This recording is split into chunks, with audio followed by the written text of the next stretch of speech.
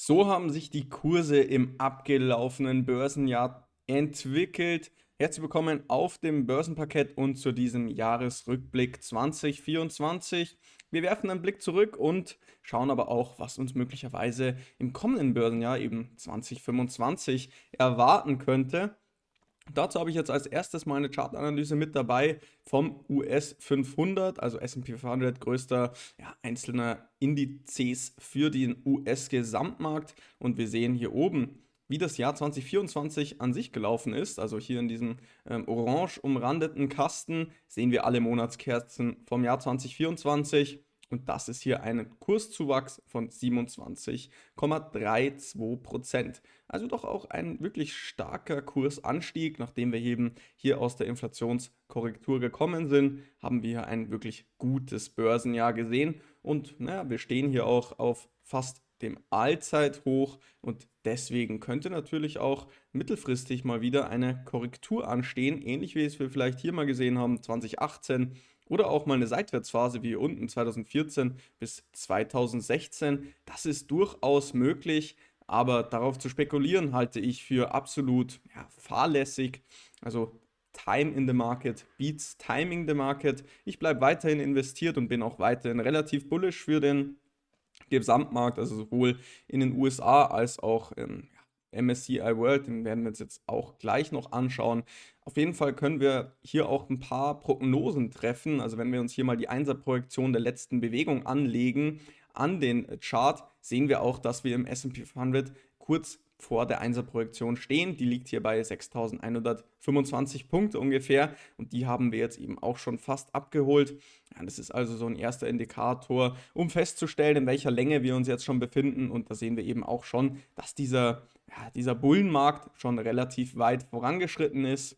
In den kurzfristigen Chartbildern sehen wir eben auch, dass wir hier schon Momentum verlieren. Also gerade im Vergleich zu dieser Bewegung bis Anfang 2024 werden diese letzten Kursanstiege jetzt immer kürzer. Und das sind so die ersten Warnsignale, sage ich jetzt mal, dass es hier durchaus mal zu einer Top-Bildung kommen kann. Aktuell ist die noch nicht ausgelöst worden. Klar haben wir jetzt hier kurzfristig mal den Chart gebrochen. Trend gebrochen, aber so richtig gibt es hier jetzt noch keine Verkaufssignale oder ähnliches und selbst wenn die kommen, es kann niemand sagen, wo wir dann eben wieder mittelfristig steigendere Kurse sehen, also ob das dann hier schon ist bei der ersten kleinen Unterstützung bei 5600 oder eben erst beim Niveau vom letzten Allzeithoch 2022 bei 4800. Das ist eben alles Glaskugel. Klar, also es wäre durchaus möglich, dass wir hier nochmal so weit runterkommen auf 4800, halte ich aber für relativ unwahrscheinlich. Da müsste sehr, sehr viel passieren, natürlich auch an fundamentalen Daten, also dass wir da irgendwie in eine größere Rezession abrutschen in den USA. Das müsste definitiv dann auch passieren, um hier nochmal so viel an den Gewinnen abzugeben. Wir schauen uns jetzt auch noch den, den MSCI World hier mal an. Also hier im Falle den iShares MSCI World ETF einfach mal als Vergleich genutzt. Und hier sehen wir eben auch, ja, wir sind hier schon am oberen Ende des Trendkanals angelangt. Also hier ist nicht mehr sehr viel Luft nach oben. Auch die Einzelprojektion ist nur noch 5% entfernt vom aktuellen Kurs. Die liegt hier bei 167 US-Dollar, jetzt bei diesem ETF. Ja, und da hatten wir natürlich auch eine sehr, sehr starke Entwicklung mit 8% weniger Performance im Vergleich zum S&P 500. Hier ist natürlich auch das Risiko breiter gestreut, aber auch hier könnte durchaus mal eine kleinere Korrektur anstehen und da könnte dann auch hier dieses letzte Allzeithoch aus 2021, 2022 in den Fokus rücken und das wäre auch eigentlich wahrscheinlicher im Vergleich zum S&P 500, dass wir dieses Niveau nochmal sehen. Aber auch hier, also der Job, den eigentlich alle Anleger an der Börse haben, ist, sich hier langfristig zu beteiligen und ja, unabhängig von diesen möglichen Korrekturen im Markt dabei zu bleiben. Klar, also wenn wir hier weiter eine Korrektur abrutschen, werde ich weiterhin investieren. Sollten die Kurse steigen, werde ich dennoch Chancen wahrnehmen. Es ist halt einfach so, wenn wir jetzt hier wirklich nochmal runter korrigieren sollten, jetzt in diesem Beispiel mal am MSCI World, mit minus 13%. Da werden sich sehr, sehr viele, sehr gute Chancen ergeben, auch bei Einzelaktien. Deswegen könnte ich das eigentlich nur begrüßen. Also egal, ob wir jetzt weiter nach oben laufen oder einen Rücksetzer sehen, es ist für mich beides sehr gut, weil wenn es wir runterlaufen, kann ich ja, günstig in den Markt weiter reinkaufen. Und wenn wir weiter nach oben laufen, ist es auch gut für mich, weil ich bin ja schon investiert. Also ist jetzt hier in beiden Fällen meiner Meinung nach die beste Devise, weiter am Aktienmarkt beteiligt zu sein. Das ist natürlich immer keine Anlageberatung, ihr handelt immer auf eigenes Risiko und das ist jetzt eben hier mein Marktverhalten, das ich ja, im Jahr 2024 hatte und auch im Jahr 2025 haben werde. Jetzt hat Barron's hier mal die Top 10 Aktien ja, für die eigene ja, Philosophie vorgestellt im Jahr 2025 und die möchte ich euch jetzt auch mitteilen und vorstellen. Und da ist das erste Unternehmen, das Sie hier ja, sehr bullisch sehen, Alibaba Group. Also hier ein chinesisches Unternehmen, das wir ja bis 2020 in einer echten Hype-Phase gesehen haben. Ja, ab 2020 mussten wir aber wirklich richtig starke Kursverluste hier bei dieser Aktie mitnehmen und wir sind seitdem um minus 74% korrigiert auf aktuellem Niveau und bis ins Tief über 80% an Kurs abgerauscht. Ja, jetzt zuletzt konnte sich der Kurs wieder so ein bisschen erholen und wir sind auch dabei, tatsächlich eine kleinere Bodenbildung zu sehen. Ich möchte aber auch immer meine persönliche Meinung zu diesem Unternehmen oder diesen Unternehmen mal ja, kundtun und ich bin ja absolut negativ eingestellt gegenüber jeglicher Art von chinesischen Aktien. Ich glaube, dass die Politik den Unternehmen immer weiter Steine in den Weg werfen wird und halte hier von der US-amerikanischen freien Marktwirtschaft viel, viel mehr im Vergleich eben zum Beispiel zu der Politik, die da bei diesen chinesischen Unternehmen ja, getätigt wird, gemacht wird. Also ich bin für Alibaba ja, charttechnisch einigermaßen bullish tatsächlich, weil diese Bewegung jetzt schon relativ gut aussah, vor allem hier im September, also Ende 2024 jetzt zuletzt. Aber die Bodenbildung langfristig ist erst nach Überschreiten von diesen 130 US-Dollar abgeschlossen. Und bis dahin sehe ich die Aktie weiterhin seitwärts laufend. Also mein Rating wäre jetzt hier eigentlich Hold, vielleicht sogar Sell aufgrund von den ja, politischen Gegebenheiten.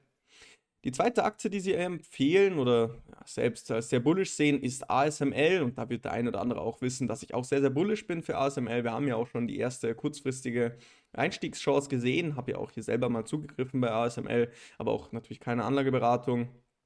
Ja, aber für mich definitiv ein sehr, sehr spannendes Unternehmen für 2025 und da warte ich auch relativ gute Kursgewinne.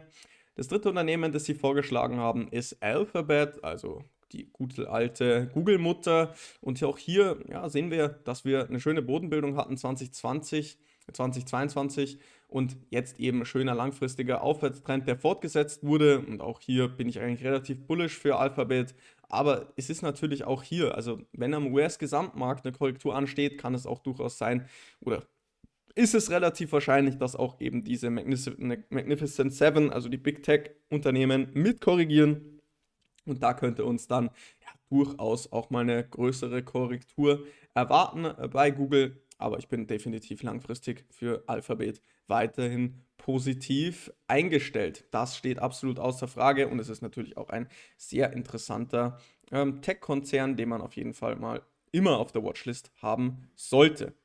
Bevor wir uns gleich noch die anderen Aktien ansehen von Barron's, wenn dir dieses Video gefällt, dann gerne Daumen nach oben da lassen, Abo auf jeden Fall nicht vergessen für den Kanal, gerne jetzt mal kommentieren. Was hältst du von den Top-Picks, die Barron's hier vorstellt? Generell, was glaubst du? Wie werden sich die Kurse im Jahr 2025 entwickeln?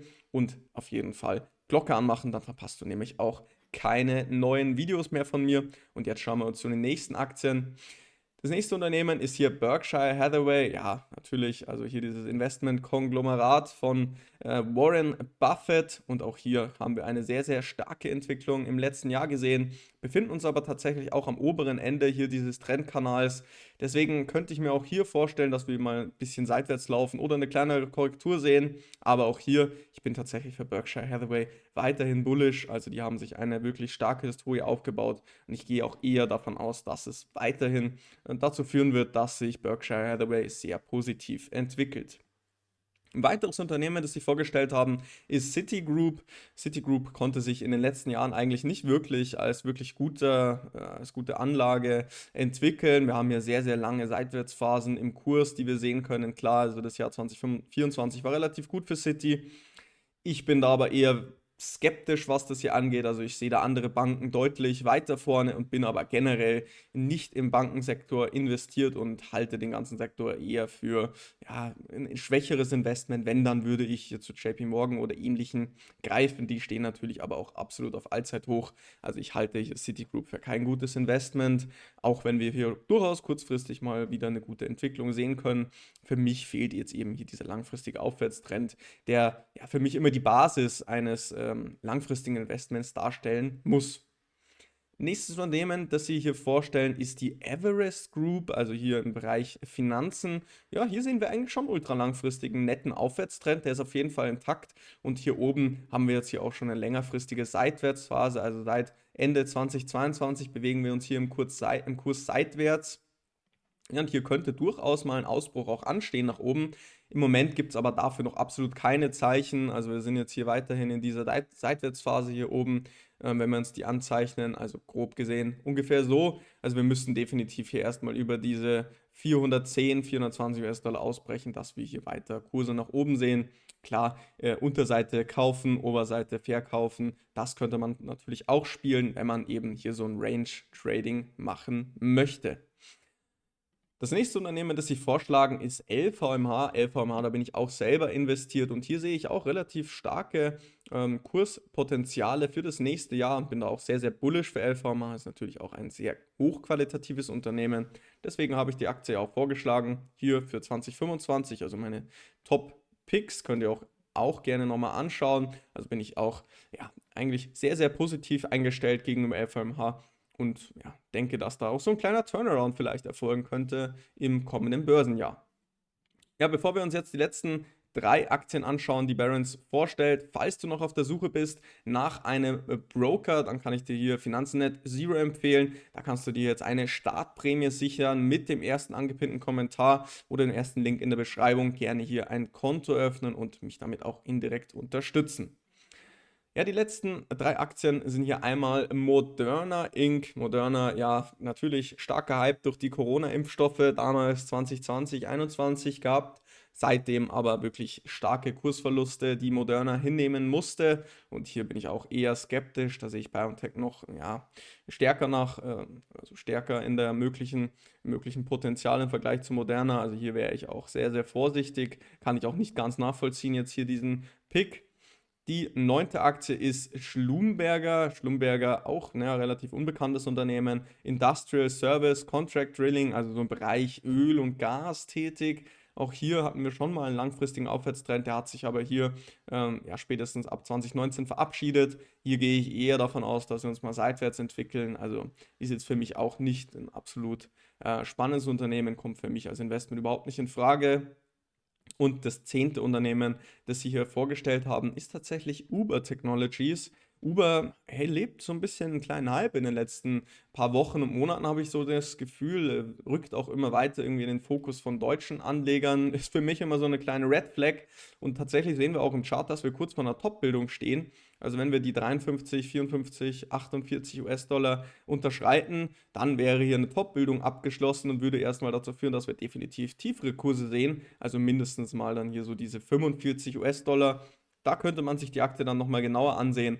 Aber akut finde ich jetzt Uber als langfristiges Invest eigentlich ziemlich uninteressant. Wir haben hier noch auch keine langfristige Kurshistorie und generell ist ja meine Strategie hier ja, Fokus Dividendenwachstum. Deswegen passt Uber hier generell nicht in meine Philosophie rein, auch wenn ich durchaus nachvollziehen kann, dass Uber eine ja, interessante Zukunft bevorsteht und das im Jahr 2025 vielleicht auch weiterhin ja, positive Renditen tragen könnte. Es bleibt alles abzuwarten, also definitiv spannend, wie wir uns jetzt hier im Jahr 2025 entwickeln. Lasst mich gerne mal wissen, was ihr von diesen Top 10 Picks von Barron's haltet. Ich habe ja auch meine Top-Aktien vorgestellt für 2025, einmal mit Wachstumsfokus und einmal mit Dividendenfokus. Da war ja auch ASML und LVMH dabei. Die anderen Aktien kamen jetzt bei mir nicht vor, aber wenn euch das interessiert, dann könnt ihr auch das natürlich auch gerne anschauen. Ja, ansonsten bleibt noch zu sagen, vielen Dank, dass ihr mich verfolgt habt hier im Börsenjahr 2024. Wir haben jetzt Stand heute über 1400 Follower erreicht, also riesen Dankeschön dafür. Es wird auch im Jahr 2025 weitergehen und es geht mir ja natürlich hier in erster Linie auch darum, einfach ja so ein bisschen die eigenen Meinungen, die bei vielen deutschen Privatanlegern vorhanden ist, auch zu hinterfragen, also dafür zu sorgen, dass ihr auch über eure Investmententscheidungen nachdenkt und ja auch ein bisschen Anregung einfach mitzubringen. Und es macht mir hier sehr, sehr viel Spaß, mit euch zu interagieren. Also vielen Dank an jeden, der mich hier supportet. Ich weiß das wirklich extrem zu schätzen und ich sehe auch, wer häufig bei mir kommentiert. Ich vergesse diese Leute auch nicht. Also wenn wir uns da irgendwann mal bei, was weiß ich, irgendwelchen Entscheidungen wiedersehen in Richtung von vielleicht auch Analysen, die man bereitstellen kann oder ähnlichen, dann wird das auf jeden Fall belohnt. Also wer mich hier langfristig verfolgt, vielen Dank an dich. Das hilft mir extrem viel weiter. Euer Support ist der Grund, warum ich hier weiterhin für euch Videos produzieren kann. Und jetzt nochmal an der Stelle, wir sehen uns im Jahr 2025 wieder. Guten Rutsch. Ich wünsche euch einen sehr erfolgreichen Start ins neue Jahr. Und wenn dir dieses Video gefallen hat, dann jetzt auf jeden Fall nochmal Daumen nach oben da lassen, Abo nicht vergessen, Glocke anmachen natürlich. Und dann sehen wir uns im neuen Jahr. Vielen Dank für die Aufmerksamkeit. Bis dahin und ciao.